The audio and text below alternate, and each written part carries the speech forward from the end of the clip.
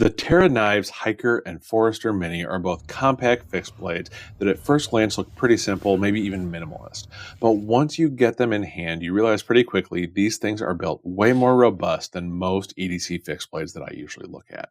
And that combination of clean, no-nonsense design and seals like CruWear and MagnaCut make them pretty interesting options if you want something small that can still handle real work. So today we're going to take a closer look and see if they are worth it for your EDC. Now, as always, I'll have links in the description and the pinned comment if you want to check them out. And if you stick around to the end, I'll have a coupon code for 15% off on the Terra Knives website. Now, for the sake of disclosure, I do need to let you know I did pay for the Forrester Mini. However, the Hiker, which is this one, I was provided for this review. So I did pay for one of the knives. The other one was provided to me at no cost. So just be aware of that as you are watching the review. So with that out of the way, let's get into it. As I mentioned, we have the Hiker up top here and the Forrester Mini on the bottom. Now, both of mine are spear point blades, and depending on the model or the batch, in some cases, you may also have the option of a drop point blade, but both of mine are spear points. Both have a 3-inch blade and a total overall length of 7 inches. Now, the differences for these models, as you can see, the blades are pretty much identical, is in the shape of the handles. They are a slightly different shape where they swell and just the general shape, but that's going to be the difference. Now, there is one more 3-inch blade, and that is called the Hunter, and it just has, again, a slightly different handle shape. The blade stock on both of these is 0.17 of an inch, so it is a very robust, thick blade stock. Now, as far as the steels and the scales, the Forrester Mini, it has CruWear steel, and it is a Terra Tough handle, and it is a blue Terra Tough handle. So if you're not familiar, Terra Tough is kind of like a micarta. It's a slightly different composition, but it's the same kind of material. Whereas the Hiker is MagnaCut steel, and it is a G10, and it is a black and blue G10, as you can see here. But as far as what the options are for steels and scales, it's going to depend on what the most recent batch was, but he has worked with a wide variety of steels, including MagnaCut 3V and 4V, CruWear, M4, LMAX, Nitro V, AEBL, S35VN, and S45VN, S90V, and ProCut. Now, the most recent batches he's made, I believe, were MagnaCut and ProCut and CruWear. So if there are knives available at the time of me posting this review, they'll probably be either MagnaCut or ProCut, and I think there was maybe one CruWear left on there. I just can't remember for sure. Now, as far as scale materials, he's worked with G10, micarta, Terra Tough, GripX, Ultim, and stabilized wood that I've seen, but there may be some more in there that I am not aware of. Now, the prices will depend on the steel and the scale material, but the base price on both of these is $225, and that's before any kind of coupon or deal. So the base price on these will be $225. So enough about the specs, though. Let's get into the ergos. Now, both handles are very well contoured. They fill the hand very, very well.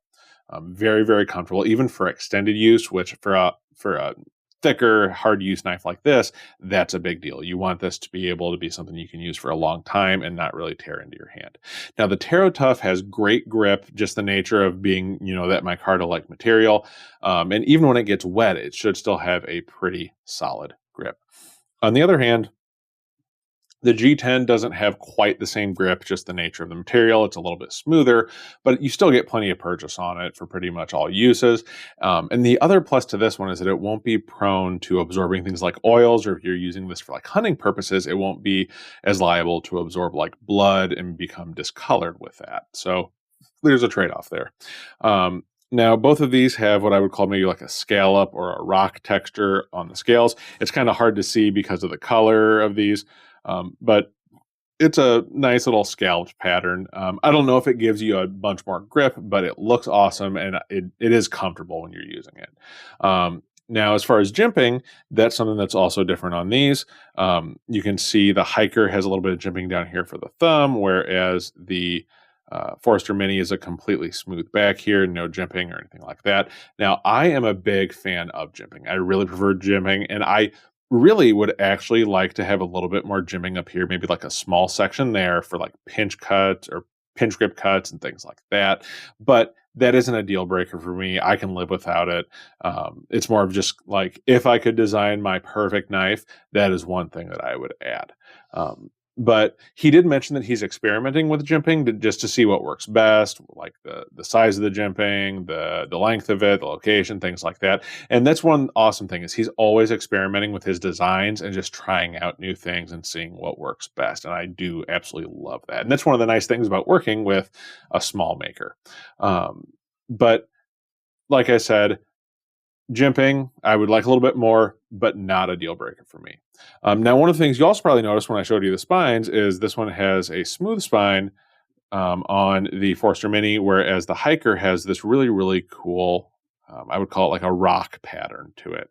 I don't know that it gives it anything functionally or ergonomically. I just think it's a really, really cool look. And it's honestly something that I've fallen in love with. It's one of the first knives I've had that has that kind of texture, and I just absolutely love it. So on to the sheath, because a sheath can make or break a fixed blade knife. So as you can see, I have two different methods of carry set up here. Now, the one that it comes with stock from the factory, so to say, is the Tech Lock here, or this is a Tech Lock style lock. Now, there's nothing wrong with these. They've kind of become the industry standard, I feel like, a lot of the time for fixed blades. And they definitely have their reasons for that. They're flexible. They're really solid design. It's just not my favorite way to carry. But I understand why he went with that. Now, what I prefer to do, as you can see down here, is replace it with soft loops, because I carry appendix cross draw. But even if you're going to carry Scout, or if you're going to carry strong side, loops are a really, really good way to do that. And it's just probably one of my favorite ways to carry a fixed blade. So speaking of carry options, though, let's talk about the carry and the practical performance on these. As I mentioned, the soft loops are definitely my preference because I carry appendix cross draw. Now, you could, because of the spacing on these eyelets, or whatever you want to call them, grommets, you could use an ulti clip, and either the 2.2 or the 3.3 should fit on here, and you could carry this as a pocket carry fixed blade. Now, that being said, that would probably not be my first choice, just because these are not light or thin or svelte, I guess is the term I like to use, blades. For me, this is definitely more of a belt or a pack knife, just because of the real estate that it takes up, being a thicker, heavier knife. And the thing is, there's nothing wrong with that. This isn't trying to be an ultralight knife or an ultra compact knife. These are built for durability. And also, one of the other nice things when it comes to carry is that these are 3-inch blades. So these are going to be legal across the majority of the US, though as always, you need to check your local knife laws. But most areas, a 3-inch blade will be legal. Now, as far as its practical uses, this is definitely a knife that I don't feel like I need to baby. The steels are tough. The blade stock is very, very thick. It's just a straight up robust design.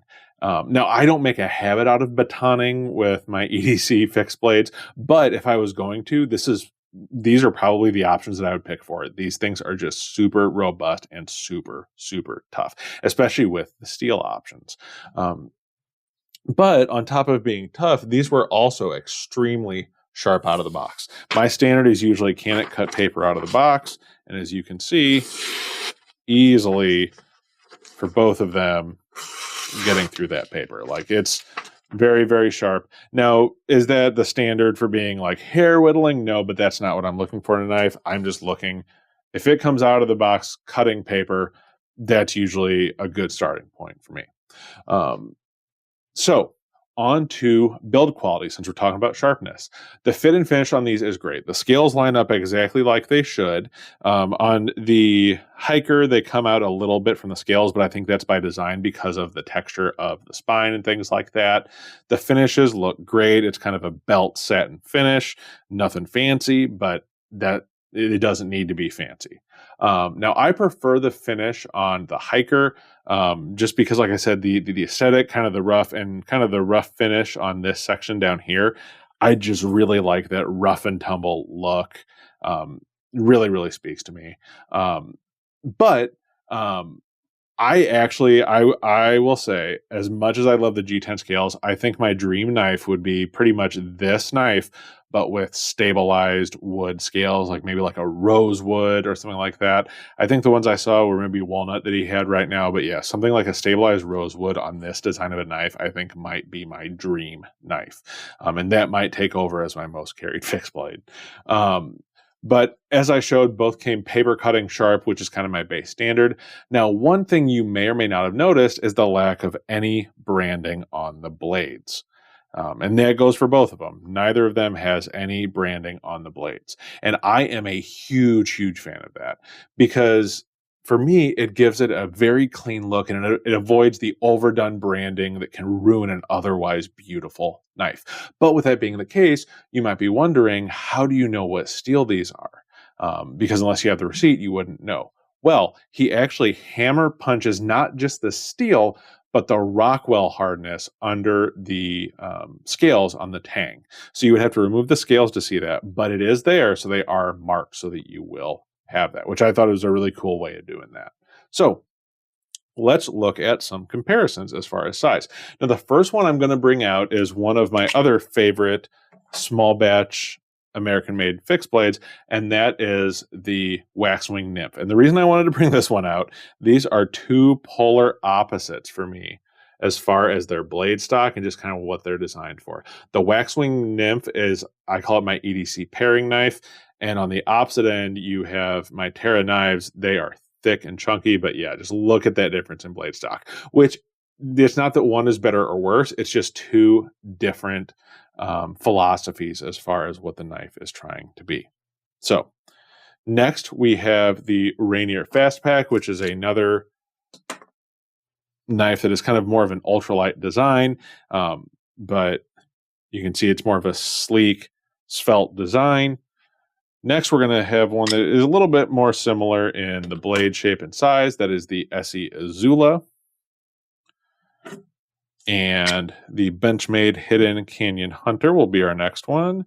And last but not least, we have probably one of my other most robust fixed blades. And honestly, before I got the Terra knives, I would say it was my most robust, and that is the Reef F3. So you can see kind of the size comparisons, blade shape comparisons. These are definitely probably the tallest and thickest blades out of all of them, with the Terra knives.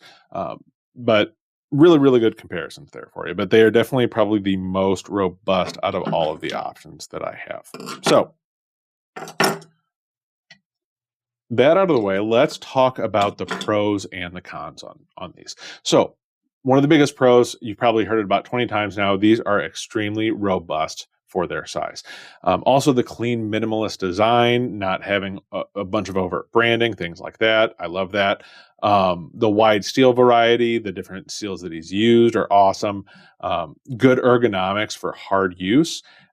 And these are US made small batch knives that are at a fairly reasonable price. And probably my favorite aspect, though, is when you're buying these, you are supporting a knife guy that's just like us. So Dave over at Terra Knives, he got bit by the knife bug when he was 16. And then at age 23, he decided to try his hand at making them himself and made Terra Knives. Now at age 29, he estimated, last time I talked to him, that he's made somewhere between 600 and 750 knives. So when you buy a Terra Knives knife, you are supporting a knife guy.